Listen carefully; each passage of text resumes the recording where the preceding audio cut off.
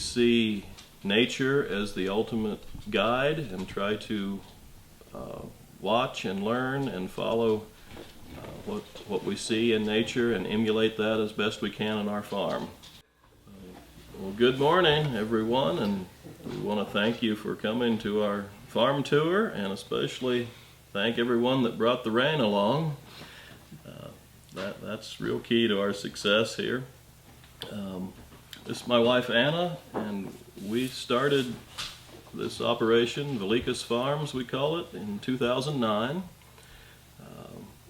Something of a midlife crisis that we decided at 40 that if we were going to start farming, we'd better get with it. So we bought our land off the open market, and was mostly CRP land that we converted back into crop production. We are certified organic. That's the only way that we know or can envision to farm. We used a lot of the USDA beginning farmer programs, and conservation's a key activity for us. We're decided to try and experiment with what we think is going to be a more sane system of less off-farm inputs, less reliance on technology, more reliance on the collaboration with nature, higher crop prices, which hopefully all equate to a higher return to management. Just a little bit about our philosophy, because what we believe informs how we operate and the practices we follow. We see nature as the ultimate guide and try to watch and learn and follow what we see in nature and emulate that as best we can on our farm. We're trying to engage in the process of sustainability, and we really think that sustainability is a process. It's not a do these things, check them off, and suddenly you're sustainable. The planetary systems are adjusting and changing given the impacts of climate change, and as farmers we have to find a way to be more resilient and adaptable and flexible to those changes as well. For the first 5 years we farmed here, Anna and I both worked full-time off the farm, and last year I was able to sever my ties with off-farm employment and become a full-time farmer, and we're hoping to move her in that direction over the next short period of time, as of yet to be determined. But we expanded the operation significantly this year. We leased a farm near Chester that is a couple thousand acres of land that has been certified organic and farmed that way for 20 years or more, and we were very interested in seeing that stay organic, so decided to do our best to farm it. We also, and we'll talk about this more later in the tour, working with an organic food company, Nature's Path. They purchased 2,600 acres of land, approximately 10 to 15 miles north of our base, and have leased that to us. And that portion is has come out of CRP and is sod that we're breaking and seeding some this spring, and the remainder will be seeded this fall. We're excited come back about into production. We're excited about that partnership because it's a way to more closely integrate our food system. So it's not here's your farming over here and here's your food companies over here and here's your consumers over here, but this is a way to start to bring those connections back together. So in rather sudden fashion, we find ourselves farming 6,400 acres, which may not sound like a lot to some of our non-organic neighbors, but the way we do things, that's a pile of land, and with some of it being 100 miles away, that's another logistical challenge that feels like start up over again. We're learning about. The crop rotation, that's really key to what we do. There's a significant piece of that crop rotation that engages in cover crops. Doug can tell you more about the types of cover crops we have, but in general, Mother Nature doesn't like to be naked, so we try and have something growing at all times on our farm, which we recognize is a lot different than what has traditionally been done up here in dryland country. Yeah, we don't see fallow as a a viable option in our farming system. So we use green fallow or green manure crops. We try to keep something growing as much of the time as possible. And you know, our goal there is to build and enhance soil and organic matter, and we feel like that over the long and even the intermediate term, by enhancing our soil, we'll have greater water holding capacity and will offset any loss that may come from the growing crops. We've seeded crops, so we have some weed competition in the spring. Just a good practice here, and you know, we have some light soils that tend to blow in the spring, and if we've got a crop there, that tends to hold them down, and if something's growing, it keeps weeds from growing. So that's the purpose for the fall seeded cover crops. Well, let's talk more about our cover cropping practices. That's sort of the focus of the tour today, and a very vital part of our operation in general. We grow essentially 4 types of cover crops. We have fall seeded grains, usually winter wheat, that we use as a cover crop to provide cover and early season weed suppression. We have legume-based green manures and cover crops that are tilled in primarily for nitrogen benefit to the system.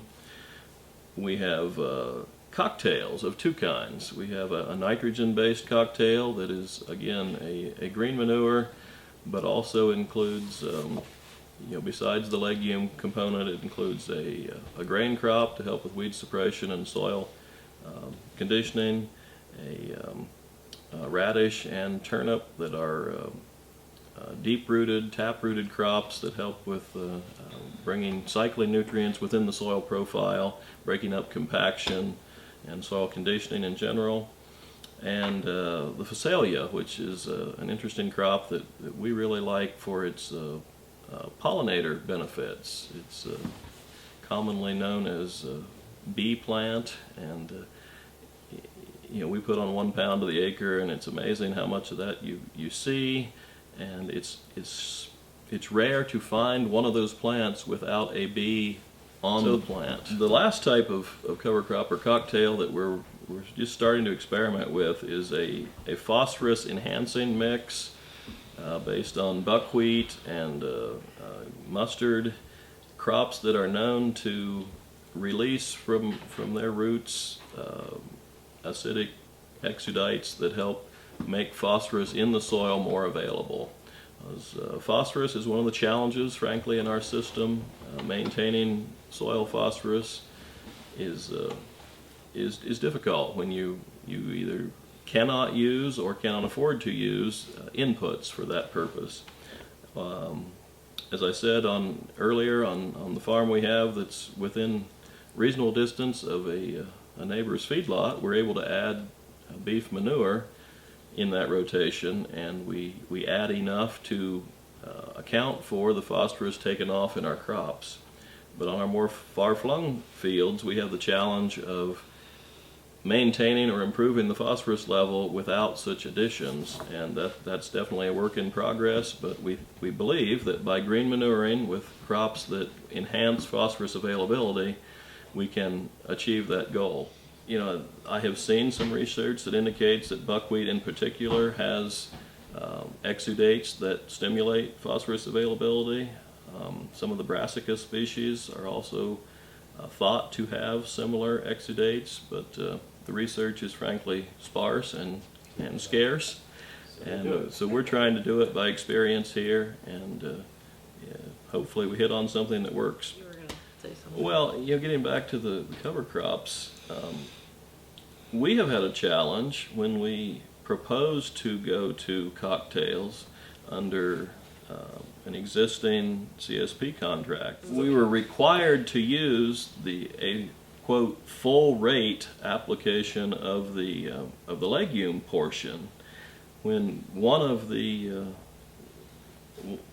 advantages of a cocktail mix is that you can use a lower seeding rate of each individual species. And actually, if you use a full rate of any one, it throws the the mix out of kilter. You know, if you have too much chickling vetch, it's going to diminish the proportion of the oats and the radish and the turnip. And we feel like that the diversity is one of our key manners of dealing with that uncertainty. And you know, some years it's going to be earlier than normal. Some years it's going to be later. We're going to have wetter and drier and just more extremes. And we feel like by having a dozen or more crops that have different timings and different adaptabilities to moisture and heat, and by spreading our season, that we have more resilience.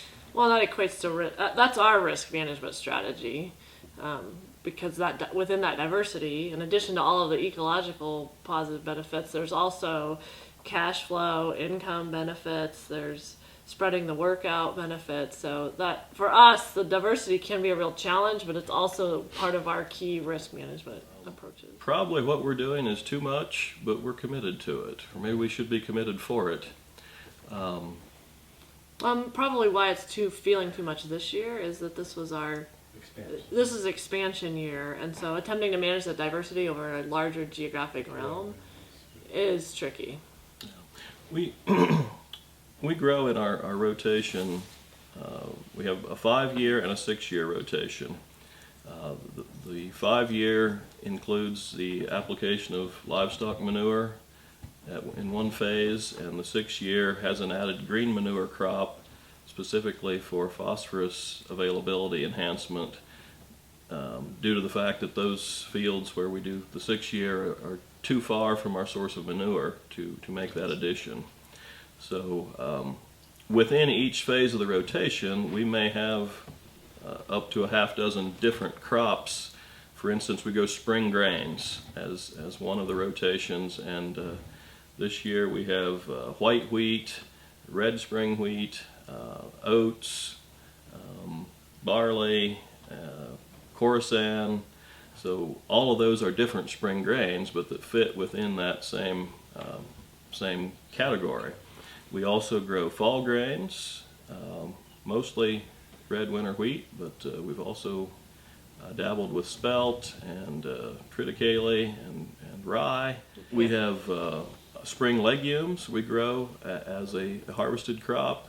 We have a broadleaf portion of the rotation where we grow things like flax, safflower, buckwheat. We have in the past grown sunflowers and camelina.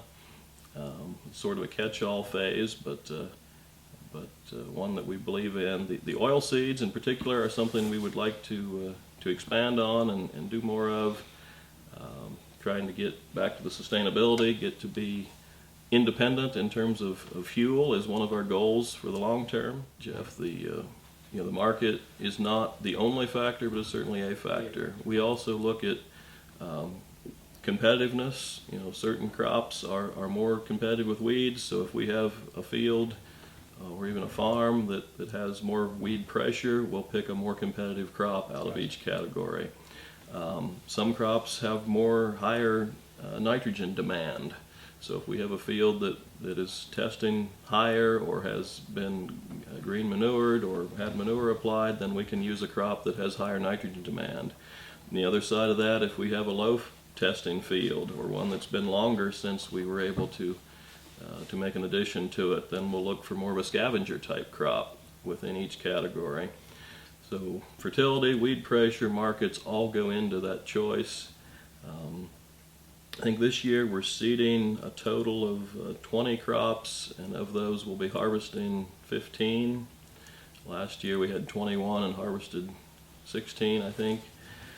So that's just kind of a gross idea of what we're talking about with diversity. We dialed back.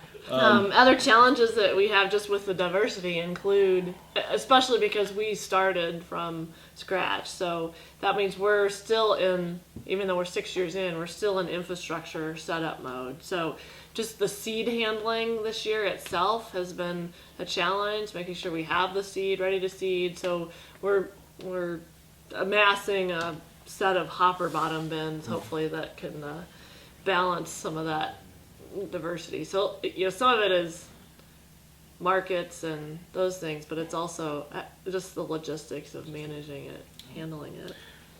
I think we carry multi-peril crop insurance on all crops that we are able to obtain multi-peril crop insurance for, and for those that we're not, we have done special agreements. We also have done the CAT coverage through FSA. That said, I remain skeptical if it is the wise decision. We do it because some of our financing requires that we do, but it is frustrating to me that diversity in and of itself is a risk-reducing strategy, and a diverse cropping system is inherently less risky. Yet, in the crop insurance world, anything that is different than the most typical crop for any area is at a tremendous disadvantage. Well, and our farm, I think out of the last 4 or 5 years, crop insurance has been one of our 3 biggest off-farm input expenses. You know, I guess I can't complain much about the process of documenting a loss or being paid for a documented loss. You know, it's a single crop based system as opposed to a system based system, whereas the system provides the reduction in risk, but you're still trying to insure individual crops. Well, and that's why I'm fairly excited about the concept of the whole farm coverage that we're moving towards. Doug and I started our farm basically from scratch. We waited till we were 40. We both had really well off-farm income careers. We had savings. We had excellent credit. We had a down payment. It was a very interesting process financing a farm. We could have gone and bought a second house someplace else on the beach. No questions asked, and we would have been financing. But the fact that we wanted to start a farm, a dryland farm, in the middle of supposedly nowhere, Montana, and do it organically. that was a little more difficult. We were told at least 3 different institutions that basically they had no idea why we would want to do that, and that they, despite the fact that the projections and the numbers and everything worked on paper, they couldn't accept that it was viable. Well, and some of these are ag lenders, too. All of them were ag lenders. So luckily for us, we had FSA, and we had a loan officer who actually is an organic producer that understood the system. It still took us, luckily we had careers in the government sector, so we knew how to navigate the process and just not be told no. One thing you've got to have if you're going to be a beginning farmer is you have to be bullheaded enough to not take no for an answer, and thick-skinned enough to not listen when people tell you you're insane. I mean, we used all of the beginning farmer operating land loans, equipment loans. That we probably would not be farming today if we had not had those farm service agency programs available to us. This year we've been able to graduate, as they say, from direct operating support from Farm Service to working with Farm Credit Service, a private lender, and having that as a guaranteed loan. So we're incrementally moving towards greater fiscal independence. And that process, it's a challenge. That process also was really eye-opening because, it had our gear up in it. We've been pretty conservative in our cash flow projections and our expenses. And both our loan officers, I think, had a little bit of a challenge wrapping their head around how low the input costs were. Because they're used to seeing other production systems where up to 48% usually 48% of operating loan is really for those off-farm inputs. And so from our perspective, that's a system where you're really depending on another large corporation or several, and depending on these off-farm inputs, and so for us, it's not just a matter of being organic and it's an environmental decision. It's also a fiscal decision. I don't know that we could have started a quote conventional operation from scratch. We've had to justify and explain multiple times both the relatively low level of input costs in our system and the high margins. You know, even for an organic farm, we are both diverse and we focus on specialty crops. You know, specialty pulse crops, black lentils as an example, heirloom grains, and everything we grow is under contract. We don't take risk with the market. We have a contract before it goes in the ground. We know exactly what it's going to pay and where it's going. And that's, again, a radically different system than most farmers have and that most lenders are used to seeing. So. And by no means do we don't have a corner on this. I mean, this is a learning experience every year for us. And this is year 6, and I still feel a little bit like we're in some sort of startup. But every year's that way because it's always new. The real reason I wanted to stop here is if you look down, you can kind of see a difference on the left side of this strip versus the right side. So this is one of our pollinator projects. We have a project with Xerces Society. They got a conservation innovation grant within our CS where they're actually looking at tillage and ways to reestablish pollinator habitat for organic producers. So we did 10 acres last year of native pollinator habitat with different tillage treatments. Conservation's been a really key cornerstone of our farm from the beginning. The name, Doug took Latin in high school or middle school, so he had the name selected for a long time, but Vilicus literally means steward of the land in Latin, and we take that pretty seriously on all fronts. So we've used quite a few of the NRCS programs. I think we've had 4 EQIP contracts. We have a CSP contract. We've done everything from seeding around a saline seep to field borders to crop rotation. What else have we done? Most of what we have had support from NRCS through EQIP and CSP are supporting things we wanted practices to do anyway. that we already wish to do, but they have helped us to get into them faster and perhaps to do some more diversity in terms of the seedings. But sort of our ethic on conservation is that we try to work with nature rather than against her. And how that manifests, we have approximately 20% of our tillable land base devoted to non-crop conservation purposes, to support wildlife, to support biodiversity, to support pollinators. And what we believe and what we're out to demonstrate is that by doing that and promoting a healthy ecosystem and all the services that come from that the production on the 80% will be greater than it would be on 100% if we simply farmed fence row to fence row. And I absolutely believe that is happening and is true. That organic farming requires this cooperation with nature, and we're making it work here. That's part of the larger vision. Is we aim to create more of a community. It's in some ways, our personality is that we don't mind being different, but it is a challenge. We don't farm the way that any of our neighbors farm, and I don't say that to be in any way denigrating what anyone's doing, but it's hard to go and seek advice when we're doing things so differently. Different crops, different markets, different tillage, different practices in every way.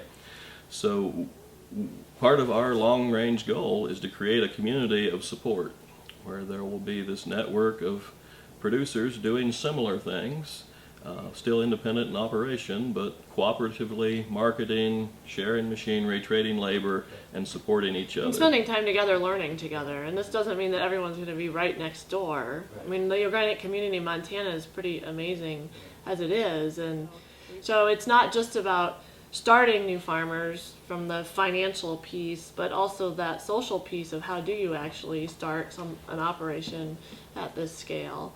The state of Montana alone, there's 18 million acres of cropland. Less than 1/2 of that is certified, less than 1/2 of 1% of that is certified organic. That's a gigantic opportunity for the state of Montana to add economic value, to bring new people into our communities that would help us thrive in some of these rural areas, as well as help us develop a more resilient agriculture, I think, to climate change and help Montana weather some of those challenges.